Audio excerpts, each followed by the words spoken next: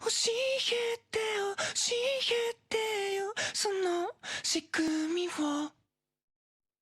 僕の中に誰かいるの壊れたよこの世界で君が笑う何も見えずに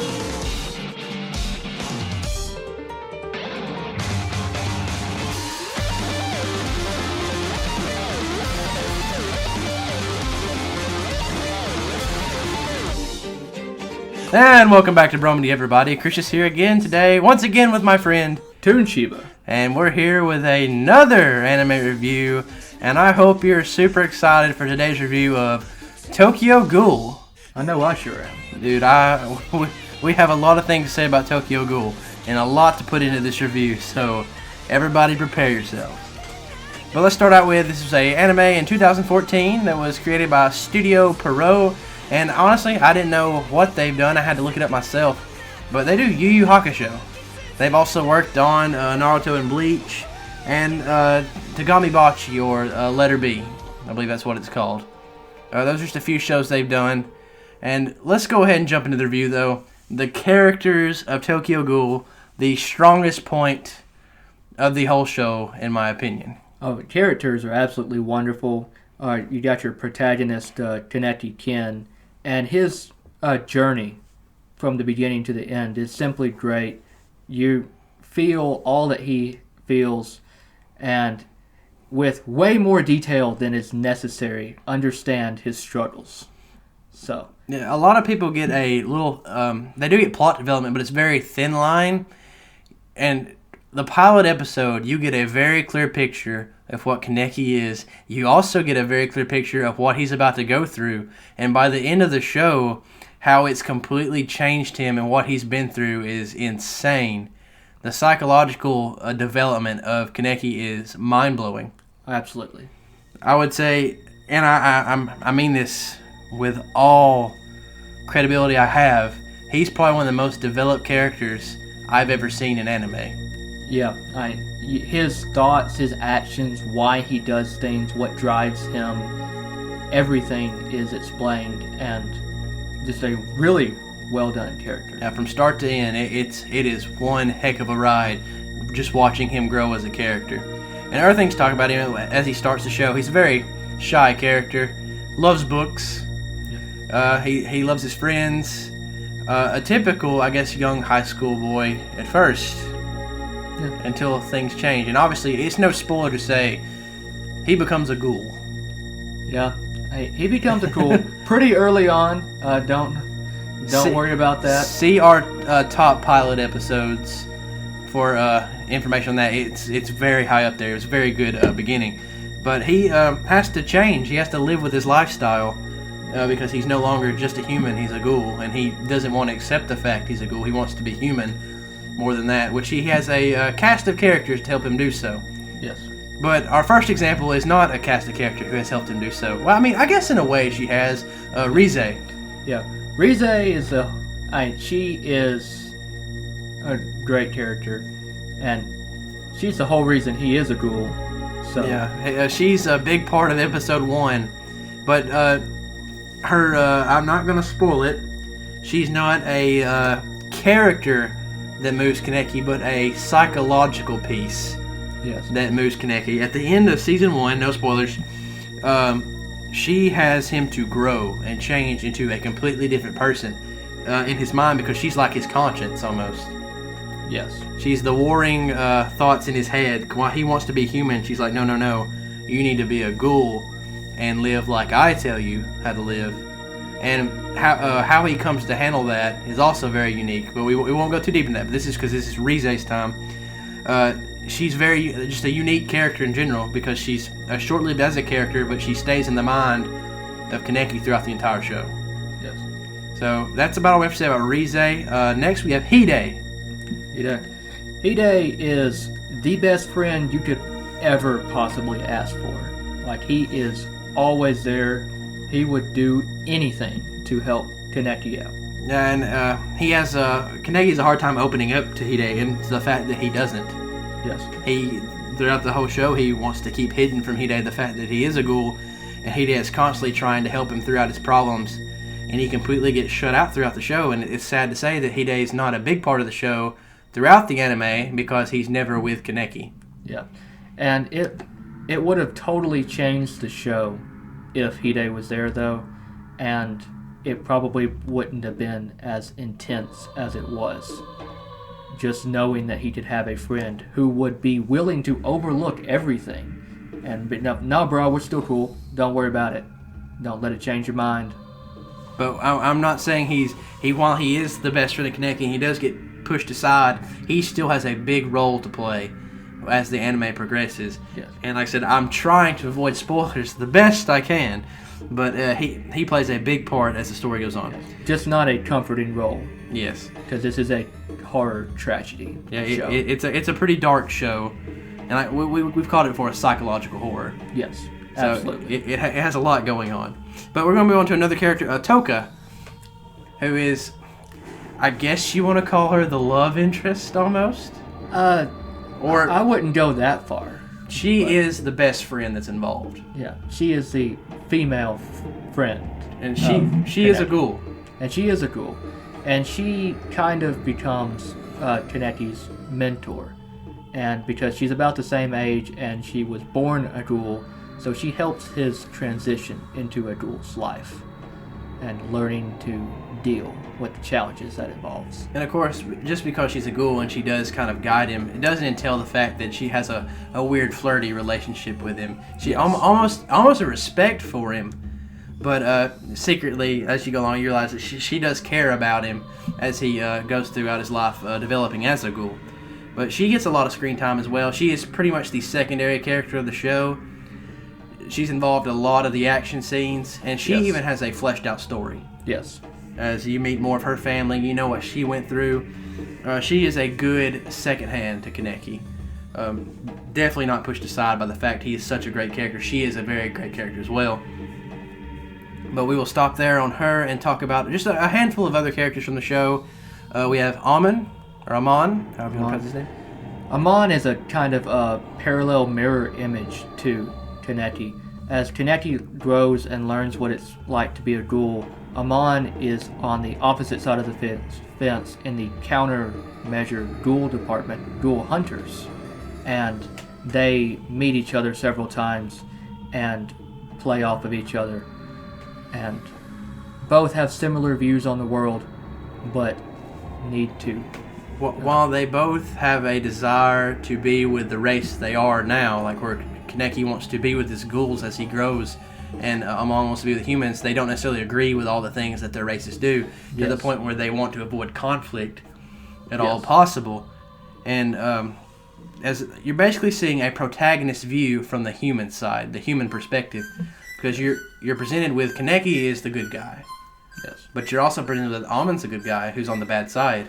But if you look at the human side, Kaneki's bad. Yeah. So you're getting a lot of twisting views and points. And it makes for a good balance because you're seeing a good guy, bad guy relationship on both sides of the spectrum, which makes the story even more interesting. Yes. But he's a very dynamic character, as well as the next one, Yoshimura, the old man. The old man, he's an interesting guy. He runs a coffee shop and tries to take care of people and find a peaceful way of settling conflict. He's an enigma. You don't really know much about him. You know he has, I guess, intel on the inside, but he has a very quiet demeanor about it. He knows things, and you know he knows things, but you don't know what he knows. And as the show goes along, you start to learn a little bit more about him, and he becomes a big part of the second season as well. Yes. There's more to him than meets the eye. That's what we'll say about the old man. Also, we're going to address the gourmet, as we call him. Gourmet. Yeah, you know him. If you've seen images of Ghoul or you've seen parts of Ghoul, you definitely recognize him. He's one of the more eccentric characters and has a couple of habits that I wouldn't recommend. Yeah. But He's aggressive to the point where when he finds out Kaneki, by the way, which I forgot to mention, he is half human, half ghoul. He's a ghoul, but he has only one eye that shows he's a ghoul. Yes. Something about the gourmet, he finds that very appealing in his blood, I guess. Yeah, there's a certain taste. Taste is a big part of the show. That's why he's called the gourmet. Yeah.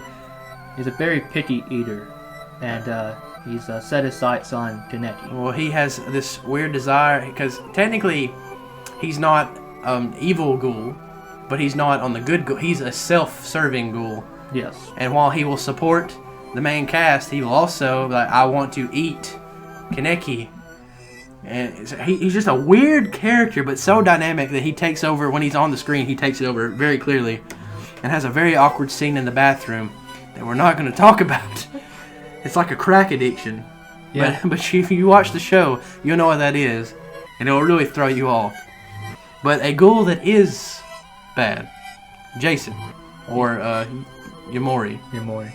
Yeah, Yamori is a very nasty character. Very sadistic. There's not a whole lot of things you can say about him that are good. Yeah. You're not going to like his character and want to see his character do well or live very long. There's legitimate hate for him. Yeah, this is a hate character. There's not much else there. He one of the most brutal torture sessions ever. He is the conductor. Yeah, that's the thing. It's like not even with like the psychological horror that you witness at the end of season 1.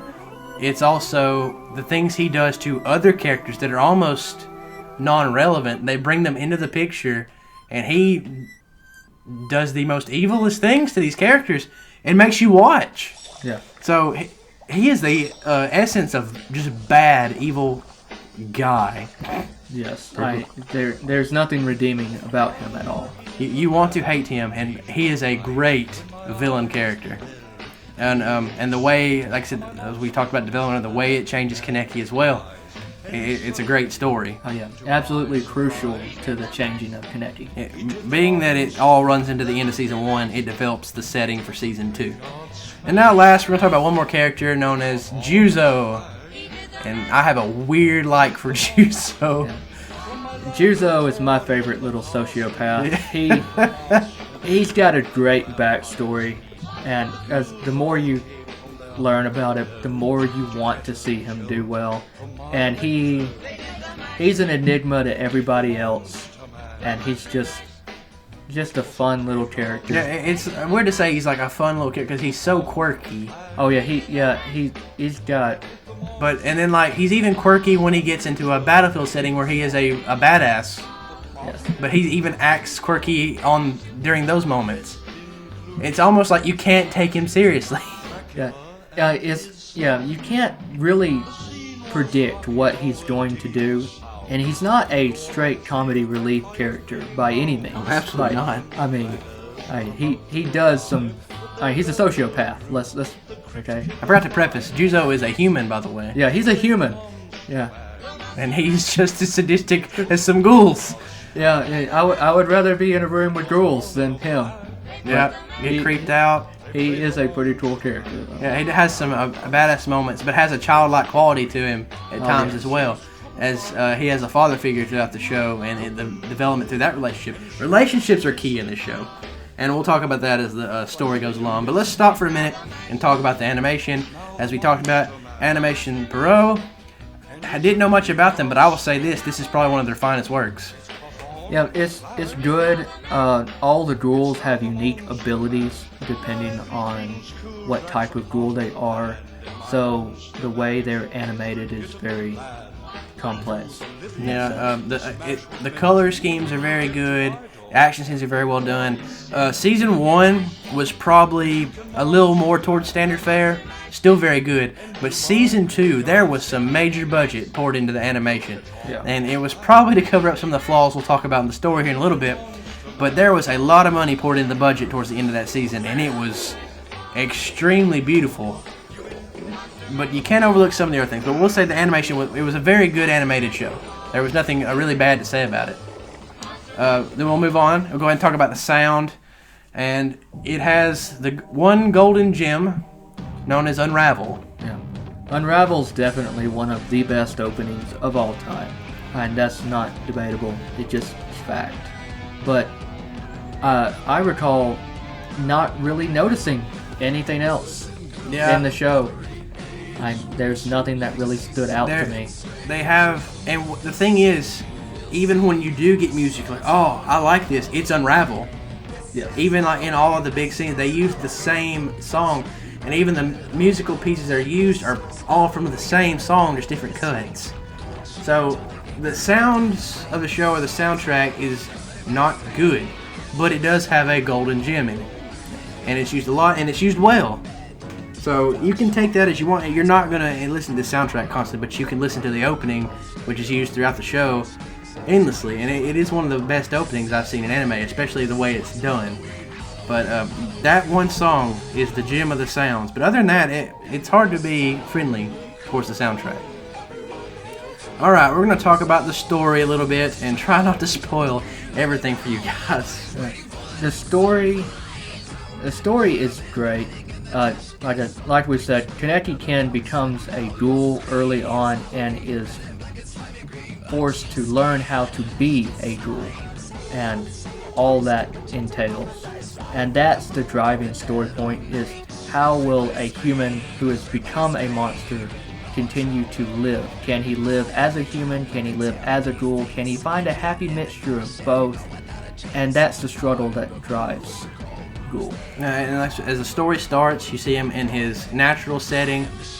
Events occur, he becomes a ghoul, he lives with the ghouls, intermingles with the ghouls, becomes one of them, and then goes through a psychological terror where he realizes, I have to accept myself as a ghoul, accept that part of me, and that changes him into a completely different person. Yes. He is now, it's almost as if the human in him is gone. He's accepted his role. And this isn't a sudden change. This is a gradual change, started from day one. It's a slow build-up to everything that makes him a ghoul is brought out. And he's really got to fight with himself to understand what he is. And that's the thing about season 1. When you get into season 2, he's fighting with himself to stay human, because he's letting the ghoul part of him change him, where he's trying to become. Season 2, as I preface, season 1, you get this build up to this great end sequence, which changes Kaneki into a full-fledged ghoul who wants to accept how powerful he actually is. And season 2 is him growing his strength so he can protect his friends, but then it slowly starts to get the better of him, and he's having to struggle to keep his sanity and what's most important. So. But then in there also lies the flaw that we were talking about. Season 2.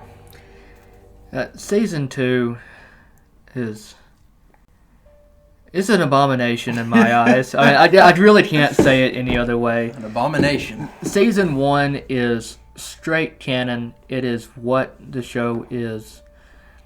There's just tiny little changes in it, but nothing major. Well, when you break it apart and think of season 1, you get your character development, you get a solid story, 13 episodes. Each episode was something to offer, exciting, yes, as well as story-laden, with a fantastic season 1 finish and the layout for season 2. And it's really sad that with all the character development that Kaneki had, that he didn't get to show as much of it. He was kind of taking a back seat. A lot of focus was on the CCG and Amon's relationship with his co-workers, and it's a shame. It's just a shame. Yeah, season 2, we thought, had one of the greatest potentials to end this show. Like, we know we're going to get this ending, season 2, and you did get an ending, but it was not what you wanted. Yeah, and that's another thing too, as overlooking the story. Season 2 is fairly action-packed. There are quite a few fights in it that are spectacular, and many of them did not make the cut in the anime. So they decided to be like, this is the outcome of a fight. Yeah. It happened. You didn't get to watch it. Yeah, and it's I believe you were talking about it before too. You said season 2 took a lot of premise on making you want to feel for the characters instead of wanting to actually see the show, the horror, the action, the psychological development. They're like, no, you need to feel about these characters as the season ends. The ending is definitely forced. There is quite a bit of time devoted to making you feel sad and feel bad, and why did it have to turn out like this when that time and animation could have better been spent on other things. Yeah, the ending, like you said, was forced. I hate it too, but they leave out a lot of great fight scenes. They leave a lot of questions unanswered. You're presented with a lot of unique ghouls and different characters, a lot of which aren't fleshed out upon. You get a lot of side story about other characters, such as the premise of the owl and the, like I said, the Amon and his relationship to his comrades. There's very little to do with Kaneki and Toka and all of them.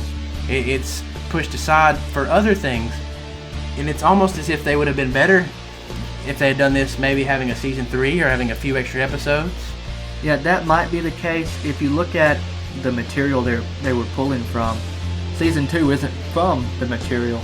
It's just a completely another storyline that was developed for the anime. I'm not sure why, because the first season, 12 episodes, covered roughly half the anime, so it's definitely doable to stay canon. But yeah, and that's the one thing we said. Had they stayed canon, the actual ending for people who are interested in reading the source material was a lot different. Oh yes, and you say it's a lot better. It fits the bill better. Just this is a horror show, and then a tragedy second. And bad things are going to happen, but that shouldn't be the focus. Is how sad it all is. And let me go ahead and rant. There's a token character thrown in at the end of season 2 that I was really unhappy about. But when you have an unseen badass come flying into the show, it was more like a what the fuck to the rest of the people watching. Yeah, it was. The ending was lackluster, and season 2 wasn't as good as season 1. We'll clear that out now and get that out of the air, and we will move on and talk about the subbed and dubbed versions of the show. I watched the show subbed, as did you, I believe. Yes. And it was very well done. Very good voice actors and actresses. There is a dub cast for a broadcast dub that was released. I do not know if it will be released in a DVD set that I think has come out or is coming out. It's very soon. I've seen a box set that's built up for it. But I have seen clips of the dub cast. There are a lot of grade A names on it. Maybe not in the first couple of characters, but a lot in the side. So I believe it has a lot of potential. And I have seen clips of the actual characters, and they do a good job. Yes. From what I've seen, it's a really good job. It's going to be a good dub. I haven't watched it, but I am excited to watch it dubbed. Now let's move on to the important part. The scores for Tokyo Ghoul. Tunshiba, what was your enjoyment rating for the show? My enjoyment rating was pretty high. I'd say about a 9 or so. It's a great action. I love the psychological elements in it. It's a horror, and it's well worth a watch. Indeed, I also have a 9 for enjoyment rating. Once again, symbolism, the psychological development, the horror essence of it, the action-packed sequences, the amazing pilot episodes, Season 1's finale, a lot of great characters. It really stands out, and it's really one of the most popular anime in the past couple of years. It is really booming, and I'm really happy to say that. I just hate that it couldn't have ended on a better note for everybody who did watch it. But I also gave the enjoyment a 9 out of 10, but the actual Bromandy rating of Tokyo Ghoul is a 7.4 out of 10, making it the second-ranked anime here at Bromandy currently. I would have loved for it to have been higher, but the flaws that we seen and said in Season 2, plus a little knock on the sound, you can't really ignore them as much as you want to ignore them. And as much as we had wished it had been better, we can't. It's a 7.4, but I will say there is good things to come for the series. Yes. A new season for this, I do believe, has been announced. I don't know if it's completely official yet, but I know there will be another season of Tokyo Ghoul, not to mention a side series known as Jack. which is going to be in completely different basis than this. I don't think it'll involve any of the characters from the show. Just a total new story on its own. It'll involve one. Oh, really? The special badass. That's his backstory. Okay. All right. Well, I'm ready to. I'm ready to hear it then. But a lot of hype for the show and a lot of hype to come. I'm glad it's doing so well. But once again, 7.4 here at Bromandy. We really do like this show. And I know a lot of our friends have watched it. I haven't got Marcus to watch it yet, so I'd love to hear what he thought about it when he watched it. But we'll wait and see. We'll talk about it in a podcast or something like that. But if you did enjoy this anime review, please check out our other reviews we've done, as well as our top 10 lists, Marcus's Character Study Classroom, and the random podcasts we do have floating around on the channel.